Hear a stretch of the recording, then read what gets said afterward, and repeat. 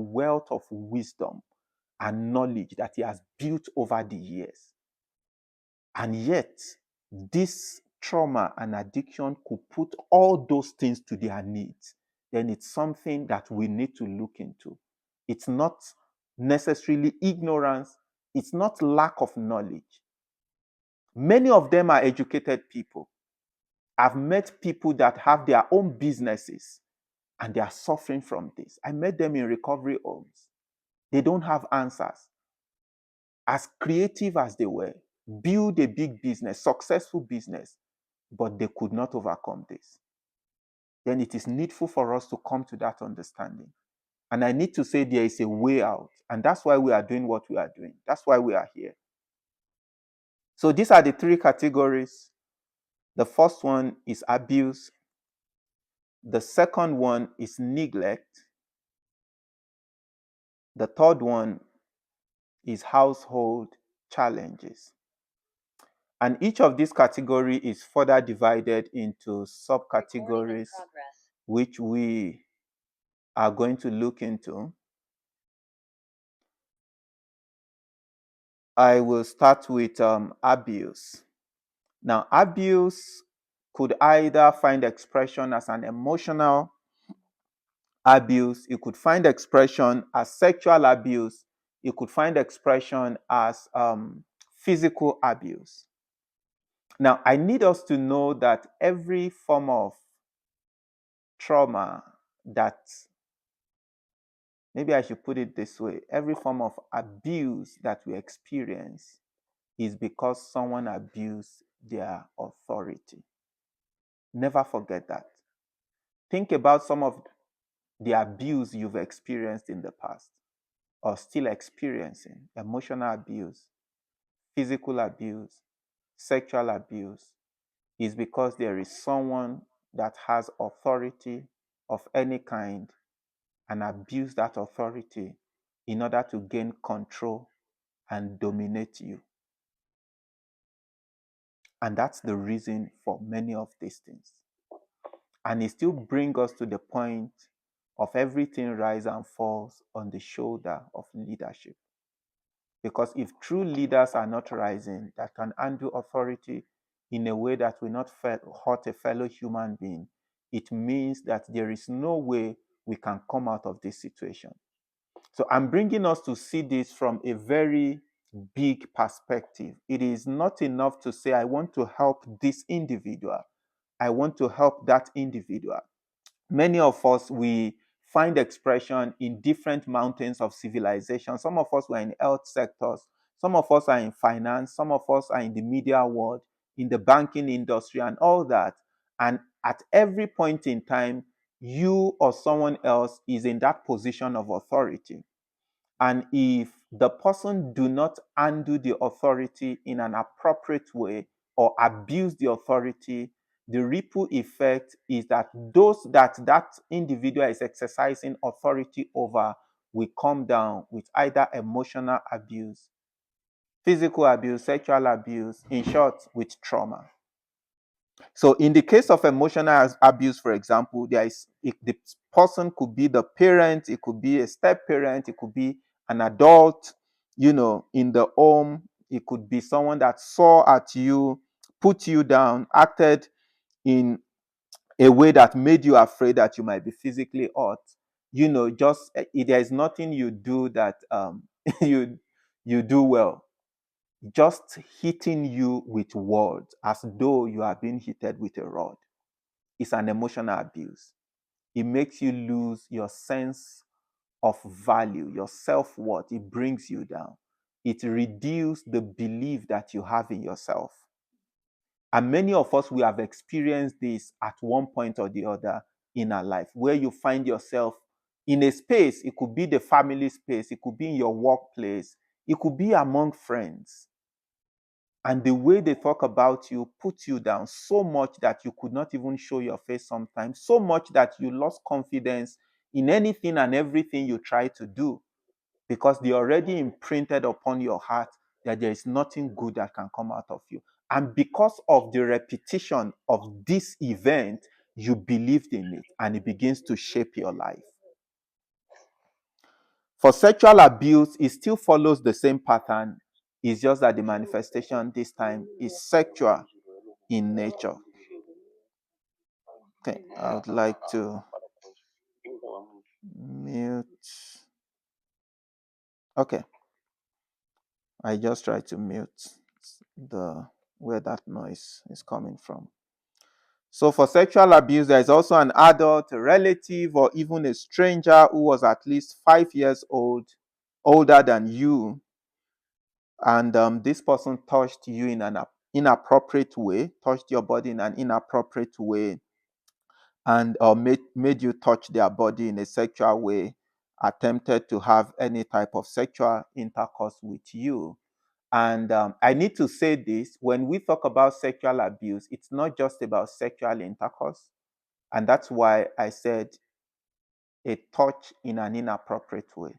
As a matter of fact, there might not even be a touch, it could be verbal, but there is a sexual element that is involved in this matter. So I know there are some of us that might come from a culture that would not really take some of these things, except there is maybe sexual intercourse, there is penetration and all. And when you talk about it, it's like, but the person didn't touch you, they just attempted. So why are you still talking about this? And they silence you. I'm still going to tell you the impact of silencing you, what it caused, the damage that caused in the life of an individual. As a matter of fact, there was a study that was carried out in the United States some times ago. Over 2,000 women were a part of that study, and they carried it out over a period of 10 years. And it was basically to examine how happiness influence the life of people that are in marriage. And the interesting thing was they discovered that the people that do not have successful marriage have the tendency of 4 times high chances of dying early than the people that have successful marriage and they talk about their marriage, their experiences. These ones, their marriage was bad, but they never had the opportunity to talk about those experiences. Of course, the society never really created the, the space for that. And the conclusion of that research was it's not actually happiness that keeps people alive, it's having that community, that space where you can actually express those deep things that are locked up within you. There are many diseases that are a result of not being able to find that space to express yourself. Because of that, you harbor so many things and you put yourself consistently under a distressing situation. You become stressed and overly stressed. And this could result in different kind of health challenges. So physical abuse, I believe we are all familiar with that. It could be from a push, it could be someone grabbed you in a very forceful way, it could be a slap, it could be someone threw something at you or hit you so hard that you have a mark or you get injured and all that. Again, I need to say this is very subjective because it is possible for you to be thinking, but that is it not just a push? We are more sensitive than each other. There are people that are more sensitive, and just ordinary push can put them under a distressing or a disturbing situation that they do not have the emotional capacity to cope with it. And this could result into trauma in their lives. So that's that with abuse. Then for household challenges, there are quite a number of things that stem from the challenges that a home or a family could face just within that system. And one of which is domestic violence, which I believe we are familiar with. It could be that one of the spouse, was being treated in a very violent way. Another thing is substance abuse. One of the family member has substance abuse. And I need to say this: if a member of the family has this substance abuse issue or disorder, it affects every member of the family. It's not everyone that is using, but every member of the family will be impacted. And as a matter of fact, when it comes to helping individuals that live within the context of a family to overcome their trauma, the family needs to be involved. Is very important because their lives are being affected. Either they acknowledge it or not. It shaped their life. And I've had to work with a number of people that they had to leave home because of that and become homeless, live on the street because their family could no longer tolerate the impact of their addictions within the family. So they had to leave. Some of them left by themselves. Some of them were ejected from the home. I remember one of my clients then that had a serious health conditions as a result of this. His kidney was failing, had you know liver problem and all and the likes. And as at the time he was discharged, his mom took him home. Then few days after, the mom called me and she was like, I need to help her get a different place for him. He can't stay again. And some of us, it's very easy to be like, are you not the mother? No, it's because you don't know the impact of these things. You don't know. It can change the trajectory of not just the victim's life, even the people within the family. So that's categorized under household challenges. Mental illness, if there is a family member that has mental illness, just the same thing as substance abuse, it also impacts the family member, shapes the configuration, it shapes everything. For some people, maybe on a normal day, your bedtime should be 8 o'clock or 10 o'clock. Then you have this family member that, will only come on by 1 a.m. and wake everyone up. And you think that is not going to shape your life. As little as that is, it can cause health problem in the life of the family members that are present in the house. So it is needful for us to take this very seriously. Divorce or separation is also a very important one that we need to look at. Now, I need to say this. Don't forget that we are talking about childhood experiences. So there are two ways I want us to look at the things that I'm talking about. Think back and examine your own experience or experiences as a child. And for those of us that are parents, think about what your children are going through. What kind of system are you building for them to grow in? Okay? So many of these things you may not see it as an adult. I mean, the event itself, but what happened when you were a child lingers into childhood and can impact everything. And when it comes to parenting, it is what you have that you transfer. If all that you have are trauma responses, you are going to transfer that to your children. I was talking about the quote I displayed the other time from Gabor Meti. He has a very interesting story. His mother gave birth to him during towards the end of Second World War, I believe. He was born a Jewish parent or Jewish mother, and that was the time that the Nazi invaded their land. And for the first 1 year of his life, he never lived with his parents. And what happened was when the mother had this man, a time came the mother was very concerned because the child was always crying and reached out to a pediatrician, the doctor, to tell the doctor that what is happening? This child is always crying. And the response from the doctor was that all the Jewish babies are crying like that. And why do we think that is happening? Is because the parents were under a distressing situation and they are transferring that stress to the child. Even as 1 year old, even under 1 year old, they still pick that energy. So as a parent, you are transferring what you have. If all that you have in and around of your life are the stress and the negative stories that you talk about, that you believe in, that you live out, I want you to know that you are also transferring it to your children. And if you are not going to change for anything, think about it. What about your children? Do you want them to be like that? Because they will end up being like you. So if you want to change them, you need to embark on that journey of transformation yourself.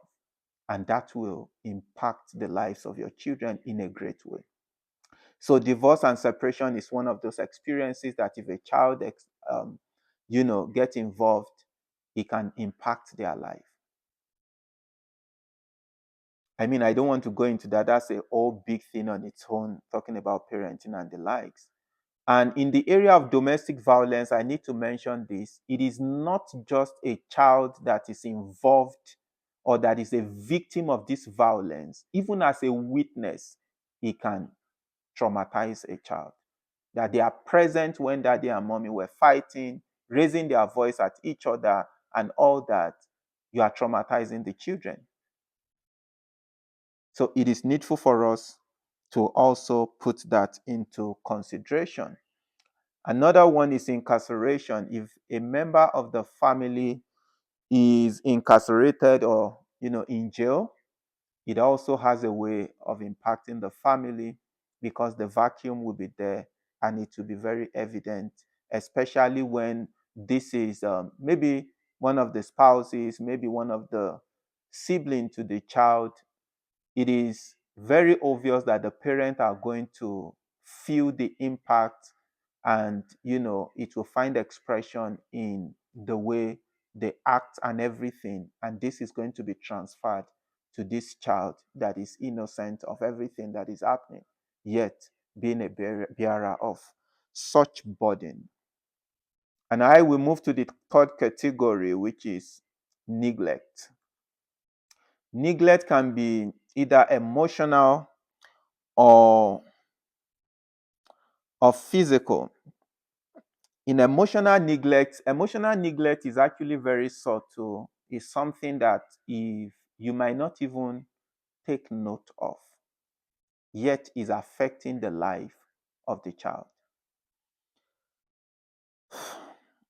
If you come out of a family where you hardly get help, the support that you need in order to navigate an emotional situations, you know, we grow up in a society where children are not even allowed to get angry, throw tantrums, they get disciplined for doing that and all that. And because of that, their emotion is suppressed. They don't receive the support, the help that is needed for them to navigate that aspect of their life so that they can find their true identity. So they throw everything under the carpet. I know you give them food, you send them to school, you put uniform on their body, buy clothes for them, but those are responsibilities. They don't meet their emotional needs. And I want you to know that a child will not think like you. You can think that is an expression of love and affection towards the child, but I need you to know that if you truly want to express love and affection towards your child or towards a child, you need to come to their level, understand their language. Sometimes just saying when the child is going through that tantrum and all, just being present could meet the emotional need of the child at the time. Sometimes just having a face to face, it doesn't even have to be a conversation. As a matter of fact, research has proven that when a child looked into the eyes of the mother and vice versa, there is an hormone that is released in the life of both of them in their brain. And that hormone is responsible to strengthen the bond, the love relationship that is between the mother and the child, thereby building that trust and opening that line of communication that will enable them to, or especially the parent, to support the child well enough, even as the child grows up. So I want us to take note of this. There are little things that when we put them into consideration, we are going to cover a whole lot of ground when it comes to raising our kids. Of course, today is not for parenting, so I won't be able to, delve too much into that. Physical neglect, of course, that's very obvious. And there was no one to take care of you, to protect you, even as little as take you to doctor's appointment. And, your parents, maybe they have one mental illnesses or addictive behavior and all that, that would not even allow them to look in your direction, or they are so focused on their phone that they don't have your time. If you want to talk, you are shut down. They focus on other things. They would rather have you to be an obedient child, just do what they want, and not ready to be physically present and give you the attention that you need. And that could turn out to be a physical neglect in the life of the child. And I'm going to move forward from here. There is a lot to say on each of them, but we are going to be looking in depthly into them as we move forward. If not today, then tomorrow. Now, this slide, I'm not sure if we are able to see it. I intentionally put this slide here so that we can all see it. We may not be able to go through everything, but if you want to take a screenshot of this slide, please take a screenshot of it. This is a table that helps to measure the emotional health of the family or a family. It's called the Beaver family model. It helps to know how functional or dysfunctional a family is, especially when it comes to meeting the emotional needs of the members of the family. And we have five types of families in this model, and we can actually look at it and identify the kind of family we came out from and the type of family we are building currently. For those of us that are married, or for those of us that are not married yet, the kind of family that we intend to build. And for those of us that are even single parents, what kind of home, what kind of environment are you nurturing your kids in? The first one is the family in pain. We have the borderline family. We have the rule bound family. We have the adequate family. And of course, the optimal family.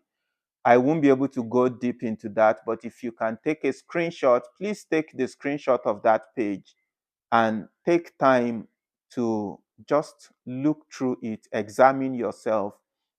And I need to say this, you may not fall under one, you might fall under two or share the characteristics of two or three, but it helps you to know the areas where there is an emotional neglect in your upbringing.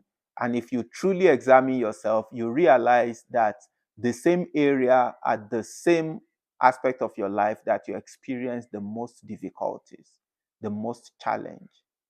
For example, if you look at a family in pain, there is disorganization. There's always a sense of imminent danger. It's like I'll be in trouble any moment from now. Daddy is coming home, your heart is beating very fast, even though you can't think of anything wrong you've done, but there is always something that will come out like trouble, like danger. That feeling of apprehension among family members is always present, and you don't even have time to process your emotions. If there is a loss, there is no time to even process it. There is no time to mourn, no time for anything because of the disorganization. There is lack of authority. The authority figure is not always present. The father or the mother, they are so busy with work that they don't even have time for you. So it's as good that there is no authority figure. And there is no interpersonal connection. You can't depend. There are no trust um, relationship between the family members. It's more like a nation in anarchy or civil disorder. And you can see that, and just compare it to your upbringing or the kind of home you are building. Is this actually the kind of home I'm building? Is this actually what I went through? I need to say this, when we talk about trauma, it is very easy to say what is wrong with someone. That would be a very wrong question. What is wrong? It's not about what is wrong with someone. Something happened to someone that actually kickstarts an operating system within, an operating system that the person do not have control over, and it was installed as a child. You see that? And in adulthood, you begin to see that manifestation in a very vivid way. And even victims may not even understand why they are doing what they are doing. And many a times, what we end up doing is just to find a way to escape from it. It's just to find a way to cover it up. So we build all kinds of defense mechanism. For some of us, that's the reason why we call ourselves an introvert. Not because that's who we are, it's because that's a defense system that we built around ourselves. I just like staying indoor because every time you find yourself in a social gathering, you come down with anxiety that you can't even explain. You find it difficult to talk in the gathering of people, and you never questioned why you are like that. Remember that quote: curiosity is very important if you want to kickstart your recovery. We won't be able to go through all of this because of our time. So I believe we all have the screenshots and we can look through that as we proceed and find ourselves. Nobody is going to ask you where you belong. Know it for yourself so that you can know the areas that you will need help with. And also to help you know that many of the things that is happening around your life are actually not your fault. You need help, and help is available. So again, that's the quote. I told us we are going to collide with this quote once and again because I want it to sink in. Curiosity is the biggest thing when it comes to recovery. The willingness to explore self and ask questions. The willingness to let go of ideas that no longer serve you. The interesting thing about letting go of ideas that no longer serve you is like what the Bible says when it require us to die to the flesh. It will be as if you are losing yourself. As a matter of fact, what you are losing is the false identity that you've carried. So that the true self that you have covered with so many baggages and distractions can find expression once and for all. So sometimes letting go of these ideas can bring us to that point of, to a place of unknown. And many of us, we have this fear of unknown that would not want us to step out of our comfort zone in order to rediscover our true self so that we can find purpose and walk in fulfillment. As long as we do not let go of these ideas that no longer serve us, then we will remain trapped in the past. We won't be able to move forward. Okay, so we are going to move into another section, which is the impact of trauma. The impact of trauma. After this, we'll take a break because this part is going to be a little complex. So I want us to follow me. If you are asleep, this is the time to be awake. It's going to be interesting, but also complex. But I will try and trust God to give me utterance to explain this area. Trauma can have a very profound and varied impact on individuals, and it can affect different areas of their lives, which includes their psychological and emotional life. It includes their social life. It includes their cognitive, the cognitive aspect of their life. It includes the, physical aspect of their life, their physical body could also be affected. There are people that because of their trauma, they experience fatigue. Sometimes you don't even know that the reason why you wake up every morning tired and having body pain and you could not understand. It wasn't as if I went on a marathon last night. It could be a trauma response. Trauma also has impact on the physical body. It is needful for us to know that. And there are some diseases like cardiovascular diseases and other health issues that could be as a result of trauma. So it is needful for us to also know that. Also, Part of the areas that trauma affect is the area of behavior. We are still going to look into that as well. And of course, trauma impacts your spiritual development. I know many of us may not know this,